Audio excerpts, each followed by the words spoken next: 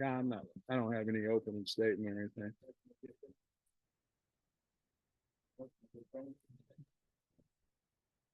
Sam, I was wondering if you could maybe walk us through maybe the timeline of how Coach Petrino, kind of when he first popped up on your radar, and just kind of how this all unfolded over the last week or so. Um, yeah, I mean, I wanted to interview him and I wanted to talk to him, and I think one of the things that I said in one of my criteria that I wanted was a man that loved the University of Arkansas, and it'd be hard to find someone that felt stronger towards Arkansas than Coach Petrino. And so obviously the next step is to talk to the athletic director about that. I interviewed several guys, 5 guys for the job, and Coach was very excited about coming back to Arkansas. And then once I knew his interest back in us, it was really a no-brainer at that point in time. And then it was just all about making the contract and the timeline and all those things work. Hired, required special approval and everything like that. Just, I know that the chancellor said y'all did your due diligence and everything like that. I wonder if you could provide some insight on what that process looked like, the due diligence and everything like that. That part of it, I think that's with Hunter and those guys. I wanted to hire him. I know he's a good man. We all make a mistake, and I wanted to hire him. He was the best candidate. He's a wonderful person, and I was adamant I wanted to hire him, and he was adamant he wanted to come. So the university went to work on all that kind of stuff. I was curious, Coach. I'm sure we all are on like timeline when it popped in your head that maybe I'll give Bobby Petrino a call or see if that's a possibility. Like point. To be honest with you, I got a text from his agent that he would have interest, and then that was where the timing was correct, right, because of the Texas A&M and all that kind of stuff. And but I think it was probably a 10-day process, something like that, before the time I first started talking to guys until Coach was able to get here. After the Missouri game, you talked about momentum with NIL, big splash OC hire and stuff. Did you have it in your head then that this was a possibility, and was it kind of by design to have the NIL Arkansas edge and Petrino and out at the same day? I think you're always thinking of ways to get the fan base. I think you're always thinking, and obviously when you lose a lot of close games and you don't finish the season like you'd like to, I think your mind goes back to, okay, how can we continue to get the fans involved in things? So I think there's always an order of how you do things and all that, and we're probably not done yet. I want to ask what you thought of in terms of hiring Bobby, like how much you might lean on him in situations, timeouts, things like that, because of his vast experience doing the same thing. I think anytime that you have somebody on your staff that's been a head coach and a successful head coach, you always go over situations and you go back and forth and talk about, okay, you're watching tape. Okay, what will we do here? What will we do here? What do you think in this, that, and other? I did that with Barry a lot as well, because he had SEC experience, and obviously congratulations to him. They're playing the championship game. Just really happy for him. But it's not just that. It's a daily basis of having somebody in there that's been through it, and you just run things by and visit about it, and then try to do what you think is the best decision for the team. Aside from the success he's had here at Arkansas, what have you seen at some of his more recent stops that you made him kind of a desirable candidate for you? Well, I mean, they about beat us out here at Missouri State. 4th and 1, he throws a touchdown pass on us, or 3rd and 1. I can't remember. I think it was 4th and 1. you have to ask him. I try to put it out of my mind. But I mean, he's Bobby Petrino, man, and he's a wonderful mind. And he loves the state of Arkansas. He's a wonderful play caller, great guy. And I want to win here as bad as anybody any of y'all. And that was what I thought would be the best for us to win. Last night, you heard the student section chanting his name. You knew maybe what type of popularity he'd be walking back into here. I was hoping so. I mean, it was wonderful. I mean, you had the BMFP shirts, made. And I think Coach asked one of the guys, what's that stand for? If we were having trouble figuring that out. But no, it was my suggestion to go over the Duke game. I want to show him off too now. I mean, I'm proud that he came here, and we got a lot of work to do. But yeah, we want to get over there and support the basketball team. And man, what a heck of a game they played! Congratulations to them. I text Muss, and it was a great. It's been a great few days for the state of Arkansas, in my opinion. And Coach, of course, there's fans who maybe are concerned or who do not agree with the second chance opportunity. What's your message to them? Well, you're gonna have people don't agree with a lot of things in life, and my message is that we're doing the best we possibly can do for the state of Arkansas and University of Arkansas. But if every decision I make or everything that I've done, I'm worried about how it's going to be received, then I'm not being true to myself. And to me, this was the best hire for our university, our program, and our state. And so I'm going to stand very firm behind that. And if people don't like it, I'm sorry.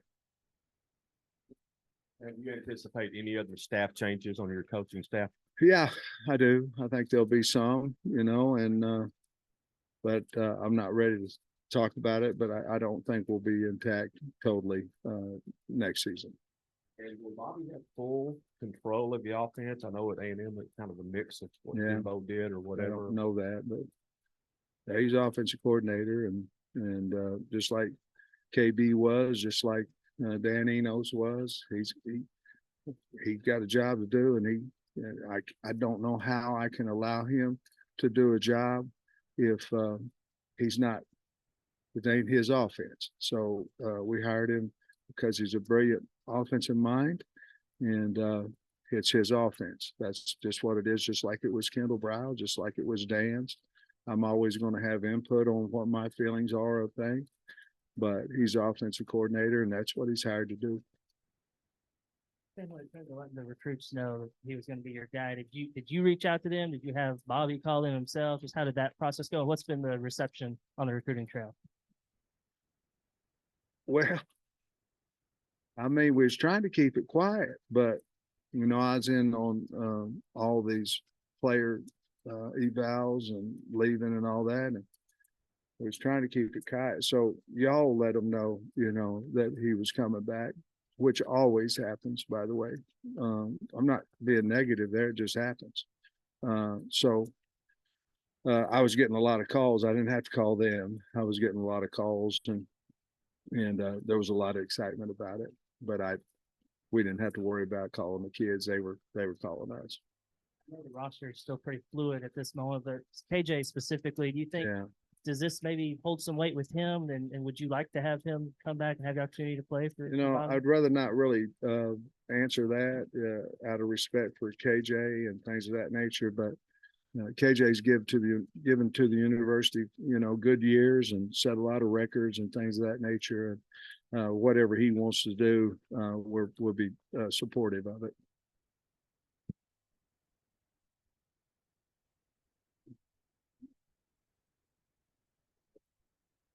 Pick up the phone to talk to him. I'm just curious, like, what's the emotion you feel? I don't know. You got like heat in your back of your neck, or you just calm and collected? Like, what is like your internal feeling when you're calling Bobby Petrino about the job? Get a pit in your stomach? I don't know. I don't know. No, well, Is it just cool? Hey, brother, what's up? no. First time or two, I didn't FaceTime him, and after that I did, but, I was trying to be honest with you. I was just trying to find the best man for the job. And in my opinion, I did. And, so that's all I was trying to do. Allow you also, I don't know this day and age, because it's the same with Kendall and Dan, as you said, in terms of them handling the offense, but your job has changed so much Yeah. just in terms of, you're almost like a GM Yeah. in a lot of ways. You obviously feel that. Yeah, I think so. I think Arkansas Edge is, whatever the name is it for everybody else. I think that's changed a lot of your head coaching responsibilities, and more than that, time, whether it's raising the money or trying to figure out, where different guys, are going to be able to set in the NIL and all that kind of stuff. Yeah, I think just a lot more time, and obviously, we have guys that, come in going into the portal, and you're not going to talk them out of it, but simply because they've already been poached by somebody else and told the finances and everything else. We do not do that here. We don't, but it happens all the time. And NCAA at some point has to put some type of penalties on people that are poaching players, because it's going around the country, everywhere. We're not.